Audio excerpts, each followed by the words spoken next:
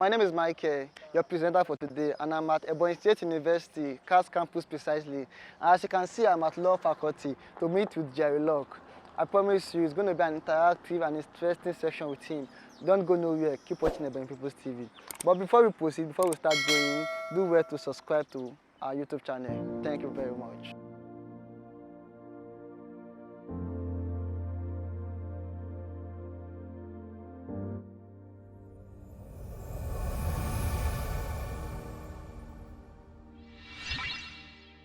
My name is Ekuma Jeremiah Iziogo.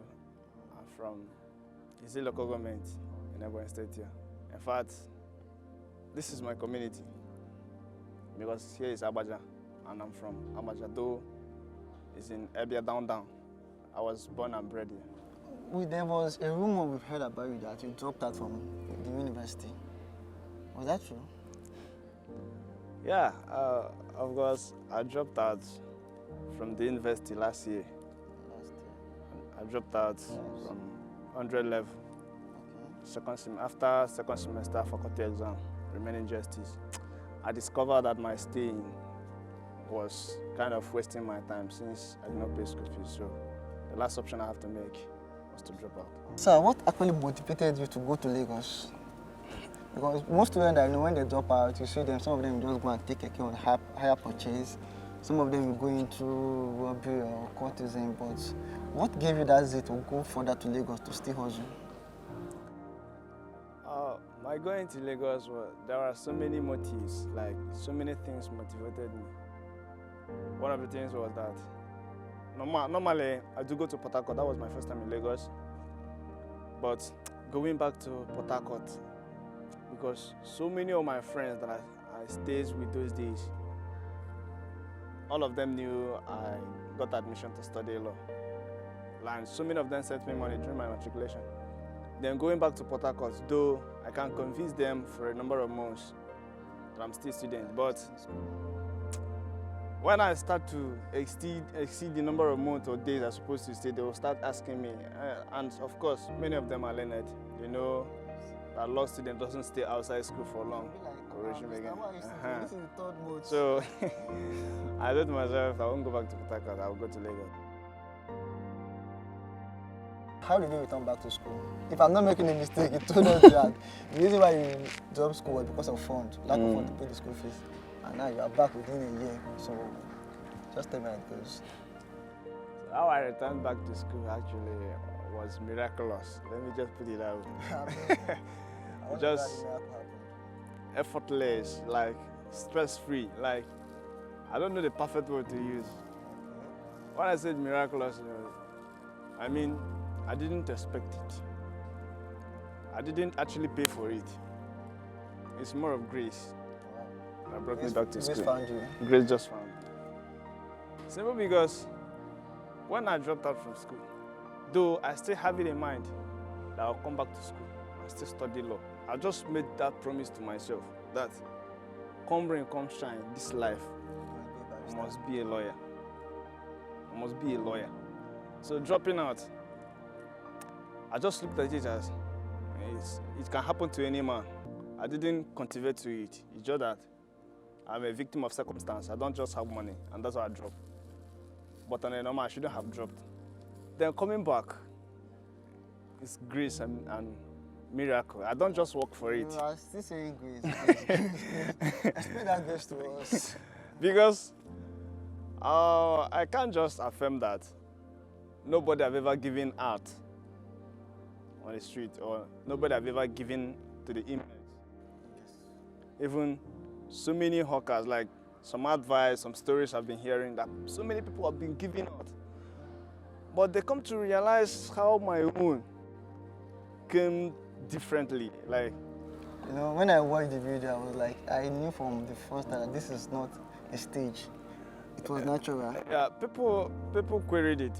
People said it was stage managed, but at the same time, people came to realize it was not stage managed. Simply because none of the number of Nollywood videos or films I watched have ever used that correctional center van. Okay. It doesn't use it and government doesn't hire it. So how come how much will I be able to pay them for them to carry it to that point at that particular time, and that guy will be there inside the boat, and someone else will be in his car. So when they could not answer those questions, they believed it. Like, I don't know, the guy is even a Yoruba guy, and I'm an Igbo. I don't know the guy. I've never met with the guy for the, as in, the guy said, because that day was, I can rate that day to be the poorest among the days I've been in that traffic. That day the sales were very poor, and I trekked down far. The sun was very hot. No, sun wasn't very hot. Weather was very cloudy, because if sun is hot, we make a better sales because people will be thirsty. And that day was very cloudy. So I went down far, still coming back with the same water. I did not make any sale. Though I've made some sales before, but that particular one, nothing. I was just coming back, like in my mind, asking my God, why? I believe I'm not on that course, and my family is not on that course. Why all this? At least as I'm struggling to make it in life now, God, I need your support. I've been asking myself those questions in my mind. Immediately I got to that square, I was waiting by the side, so I'll be able to cross to the other side of the road and change the water. Then, as I was waiting, because the traffic, in the morning, traffic comes from this side. Then after work, when people are going back, traffic comes this side, and I went to that side. Then I was trying to cross, but you know, when there's no traffic, or when there's no traffic hold up, motors are always on speed. So I had to wait. While I was waiting, the traffic light showed red, so every car has to stop. When I entered the traffic to cross to the other side of the road, look at the van at the third or fourth line in the lane. Then the first person at the front side said, "Brother, please help us now." I wanted to give one bottle of water to him. Then I realized the bottle of water cannot penetrate because the holes were very, very small. Then I dished out 100 naira to the first person. Then every other person inside the van started, "Brother." Asking God, help us, God, help us. Then it's like another spirit entered me immediately. I said, "Of course today is bad already. Let me just make sure that even the money I came from here, I do it. Let me make sure I am going back empty-handed." Then I started giving to everybody. People at the back said, "Brother, come to this side." Then I went to the back. I made sure that, because we used to buy change, 100 naira note I bought 1,000 naira change plus the 100 naira notes I had before then. I gave out. I was able to exhaust it all. It was while I was giving out that the guy said he had been watching me. When he thought I would stop, not stop, he said, "This is rare. This is one of the things I have not seen in life. Look at somebody that is suffering under this sun. I think he believed these people doesn't make more than 10 or 20 naira each bottle. So how come this guy is giving out 100 naira? No, he videoed last three persons I gave. And by then, traffic has shown green, and cars started moving. Then he asked me of my phone number. I gave him my phone. When he asked me of my phone number, I thought he just wanted to make jest of me. You know, so many people are fond of playing with traffic hawkers. Sometimes I saw them and all of that. I wasn't even eager to give him in, but I just decided to give and let him go. He said he will call me for my details. Then another man on a Hilux stopped and gave me 1,000 naira. So, and after then, I don't just have any money. I think I had 300 or 400 in my hand, or 500 naira note. Immediately, I said no. I want to close for the day. I don't want to do anything again. Immediately, I closed. And I went and told my cousin brother that, look at something that happened, and the guy collected my number. I don't know whether the guy is serious or not, but he should close. Let's go. Immediately, he closed, and then we left. Then the following day, the guy said he came around that kind of 7 o'clock while I was even at home. 7 a.m. in the morning. That's in junction. Yeah, looking for me because he said he posted it on his Instagram page, and the guy is a celebrity photographer. He He's an influencer. He has many followers. Immediately he posted it. His friends started, how can we get to this boy? We need to send money to this guy. We need to get this guy out of the street. This guy is not fit yet. This guy don't supposed to be. This guy is too good to be in the street. Then he had been calling, and I don't use better phone then. I've been calling my number, the number is off. He said he must absent himself from his work and make sure he find me. Then I've been there under the rain because rain fell that day. Until immediately he saw me. Up till now, I've not gone back to where I was living. Like, immediately he saw me on that street, I did not go back to where I was living till this particular point I'm talking to you now. Picked me up, took me to boutique, changed everything, took me to his house. Immediately, Punch newspaper started calling that I want to have an interview with me. From Punch, Vanguard, Inside Nigeria TV, Silverbell, Rev TV, as in so many television, so many radio houses in Lagos. Started inviting me to the news, from Punch News to Inside Nigeria TV, to Rev TV, Tudeity, Silverbell, Instablog, then the Cage TV, so many, even BBC Pidgin.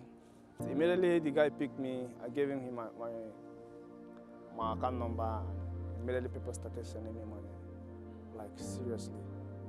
Like, seriously? Seriously, I'm telling you. So, Obi Cubana said he saw it on Instagram, where Instablog posted it. Then, after that, he also saw it on Punch News. Before Daddy Freeze chatted him, then he had a video call with Daddy Freeze and also said in the evening at 8 o'clock, we should also join them in video call. Based on the information I heard that you were given an opportunity to study abroad. Now, you have that access to leave this country, but why do you choose to remain in Ebonyi State University? Okay, actually the scholarship, that's the way the scholarship looked like. He said my undergraduate, that is my university level, should be any university of my choice within the federation. Then my master's degree, any country of my choice abroad. Then he said he can work it out, maybe to start from year one, but I said no. And moreover, I so much love my classmates since I was given opportunity to make choice. So when you came to Ebonyi State, how did your classmates receive you? Wow. Was there any stigmatization like the pure water boy? No, never. Like the day that I came to see them before I fully resumed, the turn up was very live, like mad. Like I was inside the hotel in the night because I told them I'll come tomorrow morning. They did not know that I'm already in Abakaliki. So in the morning when I called some of my friends that I'll be coming, I'm so many people missed lectures. Both my friend from Agri faculty, like so many of them have met me at one of works, Chicken Republic. Then from there we came, like everybody in the school, both staff were very much eager to see me. Like they loved seeing me to come back to school. Everybody, when I entered the class, like everybody in the class stood up, coming to hug with me, shake hands with me, like they really celebrated me. Now let me ask you, now that you are back in Ebonyi State, in Ebonyi State University, do you have any regret? No, not at all. I don't have any regret, and I don't think I will ever regret it, because it's the choice I made, and I didn't make the choice in a haste. Nobody persuaded me. I just, out of my own, I sat down, think about the profit, think about the advantage I'm going to make out of it. Then I made the choice. This is your first admission, not your current admission was law, right? Yeah. And after everything, you're sticking back to law. So, Mr. Jerry, can you tell me what's special about this law that you don't want to leave? When you have passion for a particular thing, the reason you give for that particular thing might look childish before others, but that is the reason why you go in there. So my reason to be a lawyer, or reason why I want to be a lawyer, there are many. There are numerous that I can't just mention all of them. You can share your name with us now. So, But one of those reasons, if I'm a lawyer, I think I'm free from intimidation. yeah, definitely. That's one point. And I believe that if I happen to become a lawyer, I have a greater opportunity to make it bigger in life. And then if I make it, every other person around me have made it. Okay. We are still at Ebonyi State University Law Faculty precisely, and I'm with Mr. Jerry Law. Oh, sorry, I'm with Barrister Jerry Law. No. So let's see if you have any shout out you want to make. Okay, my appreciation is not going to one person in particular because almost every Nigerian contributed to it. But most especially, I want to thank Rocky Emi photographer, Daddy Freeze, my boss, Obi Cubana. I think they've really impacted in my life. Not just that I think, they've really impacted in my life. I also want to thank every Nigerians out there who contributed in one way or the other. Like so many Nigerians, both in home and diaspora, all of them that sent me money, those that gave me advice, those that tried to identify with me. I'm very much grateful to all of you. I also want to appreciate the efforts of Ebonyi State University, the dean, the faculty, legal advisor, and every lecturer and student of Ebonyi State University. Because of the love they showed to me, because of the recognition, they could not wait to get money or whatever before they reinstate my admission. Immediately I came, they welcomed me with their full arms and was able to reinstate my admission. I'm very much happy to everybody, and to Ebonyi People TV, and to every other radio station and TV station I've been to. I'm very much grateful to you all. Shout out to Ebonyi TV.